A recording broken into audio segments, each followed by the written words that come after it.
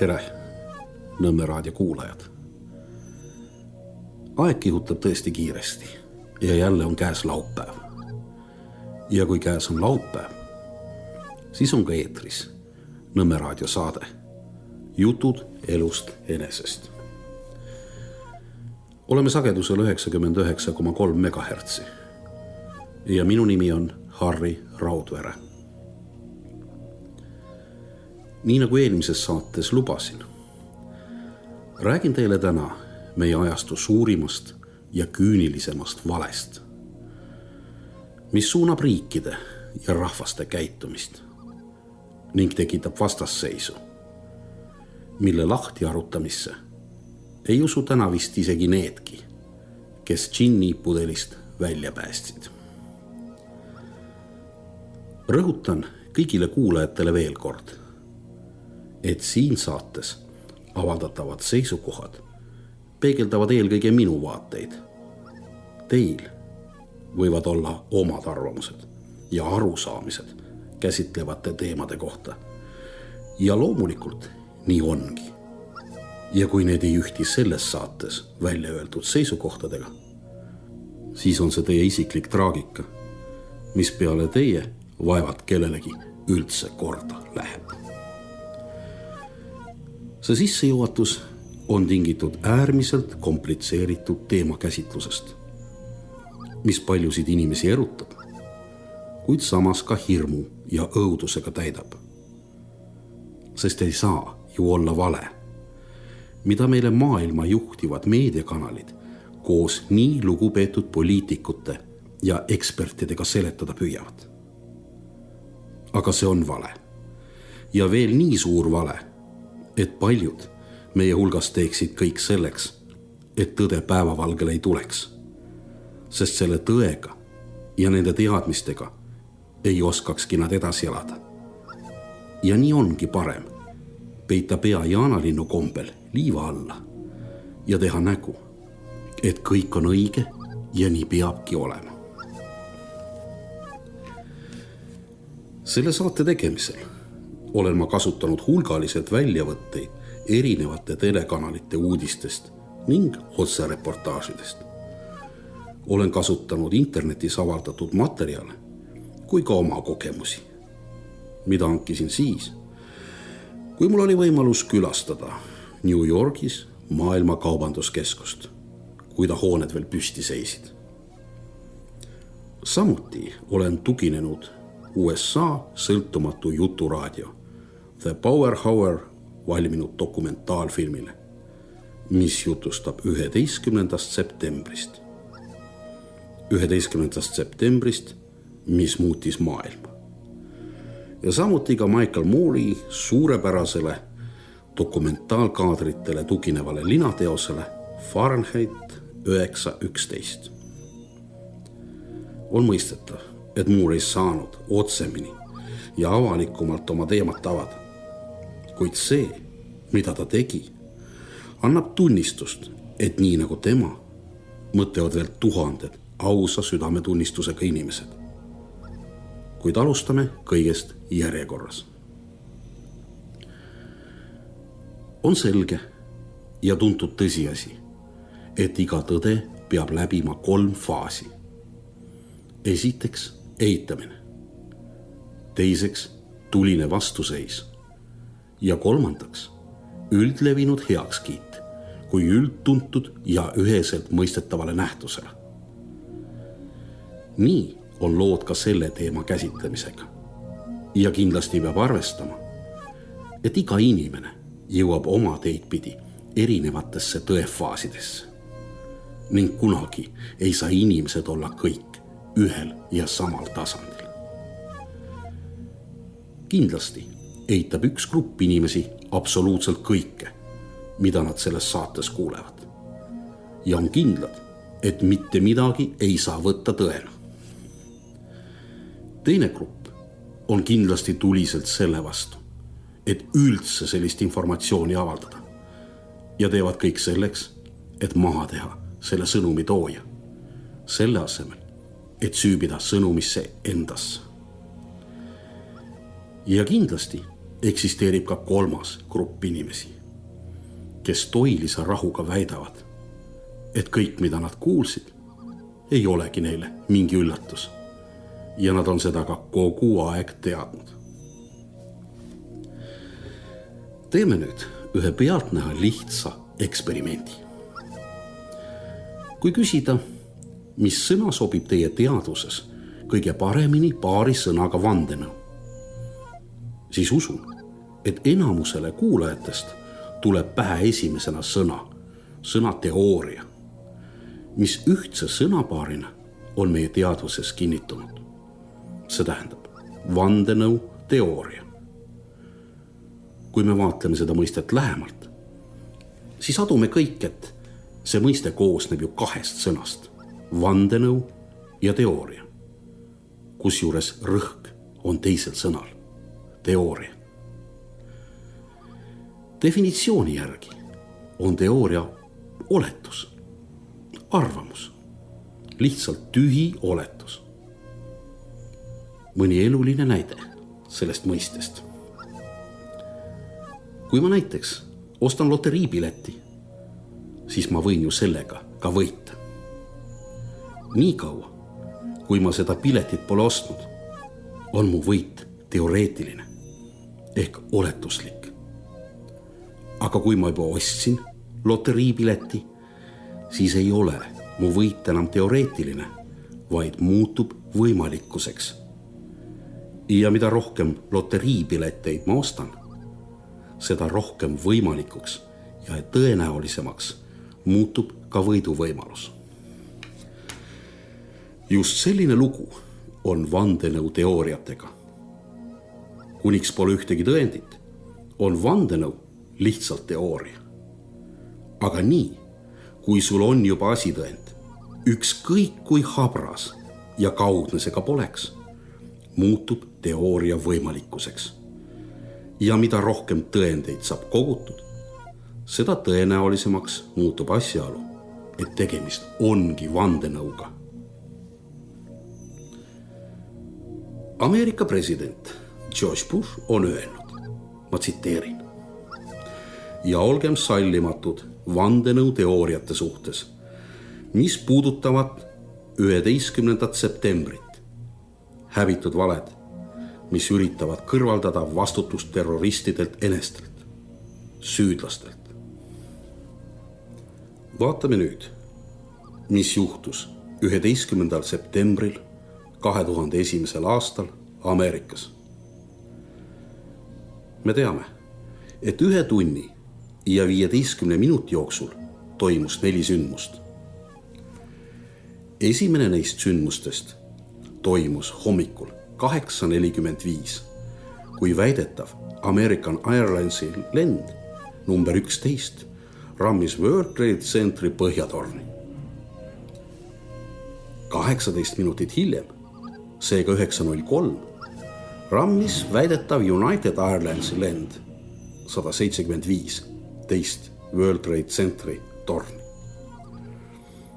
9:43 teatati, et American Airlinesi lend 77 rammis Pentagoni. Ja lõpetuseks kell 10 United Airlinesi lend number 93 kukkus puruks Pennsylvanias. Juhul, kui polnud tegemist uskumatu kokkusattumisega, kas poleks tõenäoline eeldada, et need 4 sündmust olid omavahel seotud? Ja kas pole samuti kindel eeldada, et kui leiad isiku või isikute grupi, kes on seotud ühega neist, on seotud kõigi 4. Järgides seda mõttetera, kuni pole kindlaid tõendeid vastutuseks, kas siis pole ka kindel oletada, et need, kes on seotud 11. septembri sündmustega, need parteid, need grupid või kes iganes, teevad omalt poolt kõik, et varjata oma seotust juhtunuga. Ja kui seegi on tõsi, kas pole siis õige oletada, et kui leiad mõne isiku, partei või grupi, kes on seotud toime pandud purustustega või vähemalt info varjamisega mis on seotud 11. septembriga, kas siis ei viita see või ei osutu seostele ja isegi süüle antud sündmustega? Veidike peale 11. septembrit, nii nagu tavaliselt, hakkasid ka paljud vandenõuteoreetikud otsima, mis siis ikka tegelikult juhtus tol päeval. Kuna paljud nendest teooriatest, mida kajastati, ei leidnud toetust tõestusmaterjalidega, siis ei pööranud ka nendele suuremat tähelepanu Ameerikas tegutsev juturaadio Power eestvedajad. Kuid 2002. aasta veebruaris juhiti üldsuse tähelepanu järgnevale veebisaidile. Jahi Boeingut, testi oma kujutlusvõimet. See informatsioon jõudis ka siia meieni, Nõmme raadiosse. Ja peale seda oleme püüdnud saada endale täpse ülevaate kogu 11. septembril toimunust ja sellele järgnenud sündmustest. Kuigi juba siis, 11. septembril, kui väidetavalt rammis suur reisilennuk Pentagoni, tekitasid minus olematud purustused hulgaliselt vastandlikke küsimusi.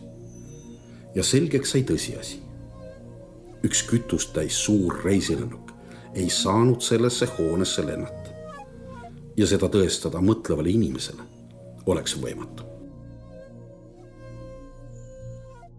Internetisait Jahi Boeingut, testi oma kujutlusvõimet, oli originaalis prantsusekeelne ja ka prantslaste poolt avaldatud ning sisaldas väga tõsiseid küsimusi, mis siis ikkagi tegelikult Pentagonis juhtus. Väidetavalt oleme ju kõik näinud suurt auku, mille tekitas reisilennuk Boeing 757, mis rammis väidetavalt Pentagoni 11. septembril kell 9:43. Kuid mõned fotod, mis olid sellel slaidil avaldatud, tõstatasid väga tõsiseid küsimusi. Kas see on ikka see, mis juhtus? Mõnedel nendest fotodest oli nähtav auk ja auk oli palju väiksem. Ja mõnedel juhtudel oli näha, et polnud võimalustki, et Boeing 757 oleks saanudki selliseid purustusi tekitada. Ja nii alustasidki juturaadio Power tegijad oma juurdlust mõnede ajakirjade uurimisega, milliseid olid kõik ameeriklased kohanud oma supermarketite püstikutel peale 11. septembri sündmusi. Ja kui need alustasid prantslaste saidil olevate fotode uurimist, olid nad veendunud, et peab olema ometigi mingeid fotosid sellest, kuidas Boeing 757 rammib Pentagoni. Aga kui nad olid läbi vaadanud kõik fotod, ei näinud nad ainsatki, millel oleks näha olnud lennuki rususid, saba, kere, tiibasid, mootorid, pagasid või istmeid. Nad ei leidnud mitte midagi ja nad ei olnud ainsad, kes sellele järeldusele jõudsid. Polnud ainsatki fotot, mis oleks näidanud mingisugustki äratuntavat osa suurest reisilennukist Boeing 757. Ja enamgi veel. Kui jälgiti Pentagoni seinas haigutava avavuse mõõtmeid, mis oli umbes 65 jalga lai, mis meeter mõõdustikus teeb 19,8 meetrit ja 73 jalga kõrge, mis on 22,3 meetrit, siis alles küsimused tekkisid. Tiiva otsast tiiva otsani on aga Boeing 757 124 jalga ja 10 tolli lai, mis meeter mõõdustikus on umbes 38 meetrit. Ninast sabani aga 155 jalga ja 3 tolli, mis teeb umbes 47 meetrit. Ja kõrgus on sellel lennukil 44 jalga ja 6 tolli, mis meeter mõõdustikus väljendatuna on 13,6 meetrit. Ja veel kord, auk Pentagonis on vaid 65 jalga lai. Ja siit tulebki küsimus, millest USA ametlikud kanalid vaikivad. Kuidas selliste mõõtmetega lennuk mahtus ainult 65 jala laiusesse auku. Kui vaadata World Trade Centeris lennukite poolt tehtud purustusi, siis selgub, et need on täielikus vastuolus Pentagonis nähtud purustustega. Pealegi lennukid, mis rammisid maailma kaubanduskeskust, tekitasid nii intensiivse leegi, mis oli võimeline sulatama terast ja põhjustama hoone kokkuvarisemise. Nii vähemalt ametlikult väidetakse. Aga kui jälgida kõigile soovijatele kättesaadavatelt fotodelt Pentagoni augu vasakut äärt, siis on näha, et sellel on väga väikesed ja või kui üldse on märgata suitsu või kuumakahjustused. 3. korrusel on väga selgelt näha kapp koos arvutimonitoriga ja kumbki neist ei ole kahjustatud. 2. korrusel paistvast avavusest on näha puitlaud, mis pole samuti põlenud. Ja 1. korrusel avaneb aga väga huvitav vaatepilt. Nimelt puittool, mille peal lebab avatud raamat ja leheküljed on tulest puutumata. Lennukid, mis väidetavalt hoonet rammisid, olid ju valmistunud kontinentide vaheliseks lennuks, mis tähendab seda, et neil pidi olema enamus kütusest paakides alles. Ja seal paakides pidi arvestuslikult olema umbes 32 tonni plahvatusohtlikku ja kergesti süttivat vedelikku. Just nimelt sellel hetkel, kui Boeing 757 Pentagoni sööstis ja selle süütas. Ja jällegi, kui vaatame fotosid, siis saame endalt küsida, kas Pentagoni suitsu ja kuumakahjustused sobivad kokku sellise koguse kütuse põlenguga. Meil on siin Nõmme raadio kõrvalmaja põlengust võtta konkreetne näide. Konkreetne näide kuumusest, mida võib põhjustada lihtsa puumaja põleng. Süttisid kõrval olevad majad ja kuumus tõusis sedavõrd kõrgele, et üle tee asuv elektripost hakkas ka tuld külge võtma. Sõltumatute ekspertide poolt esitatud seisukohtades on öeldud, et kütusekogus, mis oli kokkupõrke hetkel lennukis järel, oleks muutunud Pentagoni kivipuru hunnikuks, mis oleks põlenud päevi. Ja kui võtta arvesse lennuki kogumass suhtes selle kiirusega, oleks Pentagon pidanuks litsutama pannkoogiks. Ja kui selline kogus kütust oleks laiali valgunud, siis oleks keskkonnakahjustused olnud sedavõrd suured, et suurem osa pinnasest oleks ka tulnud eemaldada. Ja samuti tuleb arvesse võtta, et sellise koguse kütuse põlemisel oleks pidanud temperatuur tõusma põlemise epitsentris kuni 3000 kraadini. Selline tulekahju oleks kestnud päevi ja oleks näha olnud miilide kaugusele. Järgmine huvitav küsimus, mis kerkib esile fotosid vaadates, on seotud katuse ja ülalkorrusega. Kui neid jälgida, siis on näha, et need on lihtsalt kokku varisenud, omamata mingeid kokkupõrke jälgi lennukisabaga, mis pidi olema 43 jalga kõrge. Ja jällegi küsimus, kuidas saab 757 kokku põrgata Pentagoniga, jätmata mingeid jälgi ülemistele korrustele. Peale nende küsimuste avalikku tõstatamist raadiosaates Power Hour avaldati 5 kaadrit Pentagoni turvakaameralt. Ainult et need 5 avaldatud kaadrit tekitasid rohkem küsimusi, kui andsid vastuseid. Esiteks oli kaadritel alumises nurgas kujutatud kuupäev vale. Teiseks polnud üldsegi näha, et just Boeing 757 rammis Pentagoni. Ja kolmandaks, kas see oli ainus turvakaamera, mis Pentagonis töötas? Pentagonis, mis on Ühendriikide sõjaväe närvikeskuseks ja eeldatavasti on ta ka kõige kaitstum ehitis kogu USA's. Ja see videolõik, mida avaldati, oli ainus saadaolev videolõik kõige kohutavamast rünnakust, mis kunagi on sooritatud Pentagonil. Tekib õigustatud küsimus, kuhu olid suunatud kõik ülejäänud turvakaamerad. Kus on videoklipid ehitise sisemusest, kus iga toll on videovalve all. Avalikkuse ette jõudis ka teade bensiinijaamast, mille kaamera oli suunatud just sinna, kus väidetav lennuk Pentagoni rammis. Väheke aega peale seda sündmust ilmusid sinna ka föderaalagendid, kes selle videosalvestuse konfiskeerisid. Pentagonis juhtunud plahvatust kajastades läks telepildis otse-eetrisse tekst, kus üks pealtnägija andes intervjuud tõdes. See oleks olnud nagu tiibrakett, mis tabas Pentagoni.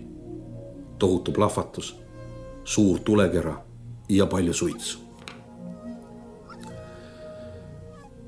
Lisaks kõigile ajakirjadele ja ajalehtedele avaldati ka hulgaliselt raamatuid 11. septembri küsimuste kohta. Üks nendest raamatutest, Ameerikat rünnati, mis avaldati University Press of California poolt ja mille on kirjutanud kodanikud Jesse, Becky ja Joseph, väärib eriti äramärkimist. Kohas, kus räägitakse Pentagoni rünnakust, seisab leheküljel 194 järgmine lause. Lennuk tekitas 100 jala suuruse kraatri, rebides ära kõigi 5 korruse seinad Pentagoni välisringil. Kuid kui vaadata avaldatud pilte purustustest, saab küsida, no kus kohas on nendel kajastatud 100-jalane kraater või isegi 50-jalane? On selge, et mingit kraatrisarnast avavust seinas ei ole kunagi olnud. Öeldi ju selles raamatus konkreetselt, et ära sai rebitud 5 korruse seinad. See kirjapand on kõik vale. Vale küll, aga kelle tellimusel? Kui California ülikoolis Los Angeleses töötavad sellised spetsialistid, siis milline saab olla üldse Ameerika enda inimeste haridustase? Aga ega vist olegi. Sest miks nad siis muidu rohelise kaardisüsteemi ellurakendamise ajendil enesele ajusid üle maailma kokku meelitavad? Kuid see ei ole tänane teema. Vaadates fotosid Pentagonist ei ole kahtlustki, kas Pentagoni seinad varisesid või mitte. Pilte on tehtud hulgaliselt ja avaldatud ka mitmete erinevate nurkade alt. Nii on maapinnalt pildistatud kui ka õhust võetud pilt. Kuid ükski neist ei anna tunnistust, et seinad oleksid varisenud lennukiga kokkupõrke tagajärjel. Lisaks sellele on tehtud hulgaliselt fotosid põlevast Pentagonist, kus kõik seinad ilusasti ja kenasti püsti püsisid.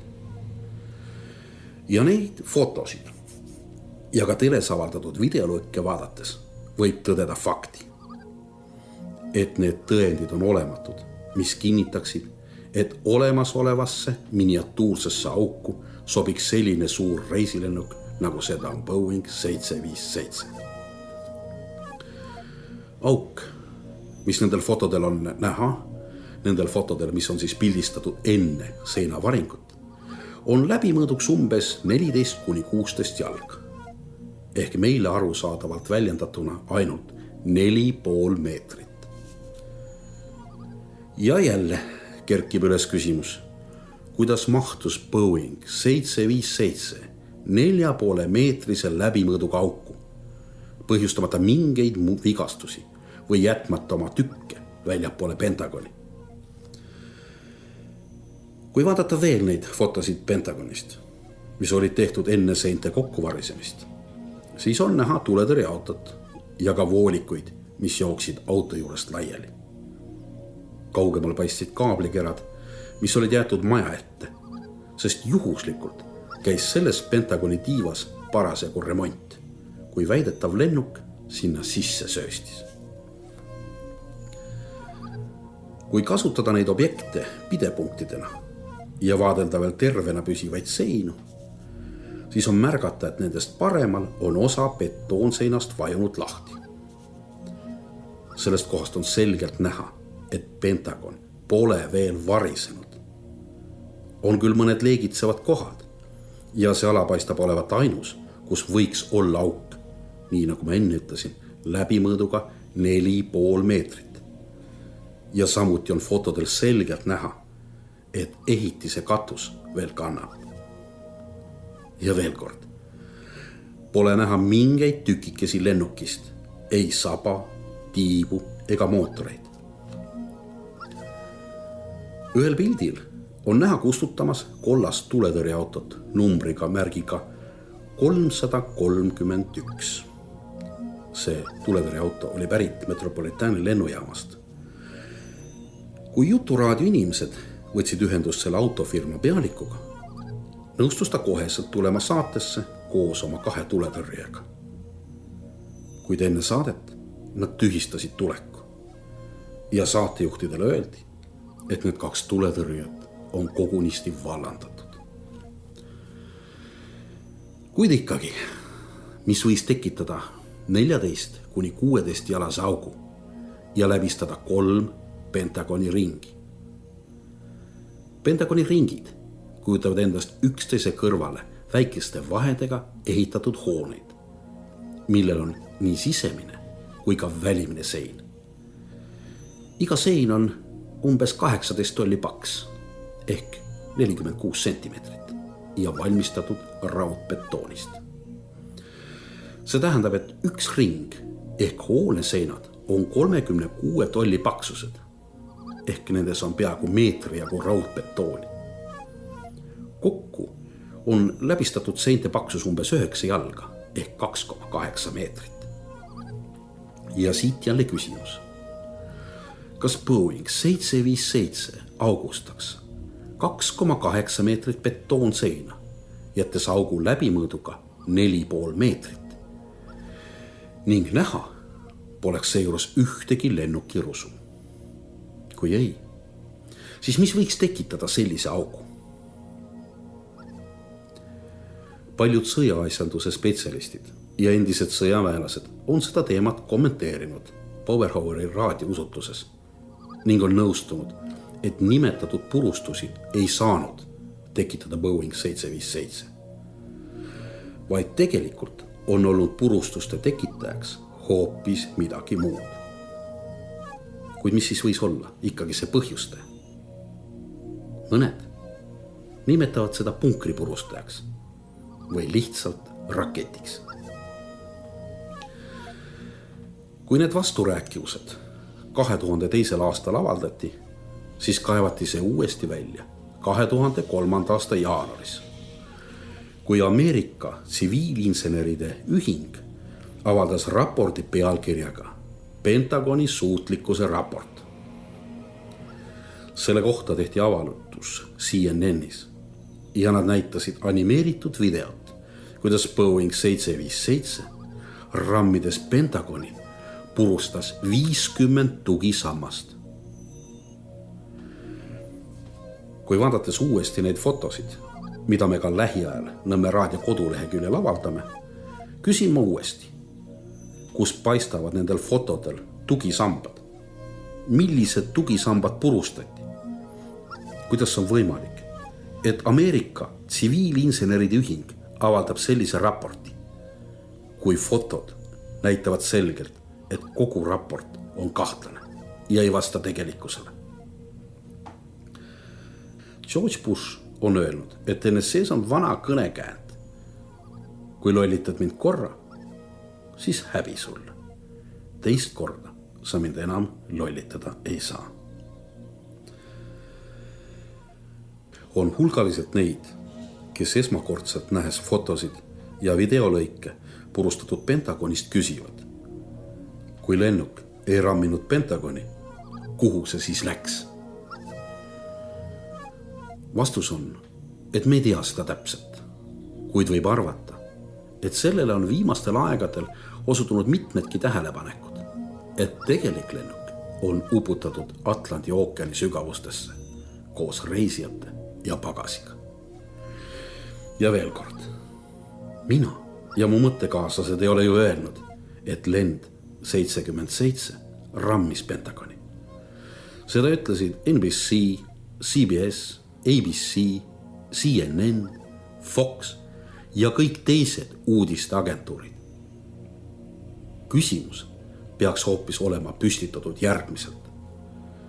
Kui lennul 77 lendav lennuk Boeing 757 rammis Pentagoni, siis kus see on? Ja pidage meeles, kui me leiame kellegi, grupi või agentuuri, kes on seotud ükskõik millise info varjamise, salgamise, moonutamise või peitmisega, mis puudutab 11. septembri sündmusi, siis tõdeme, kas ei viita see võimalikule seotusele või isegi süüle kuriteo toimepanemises.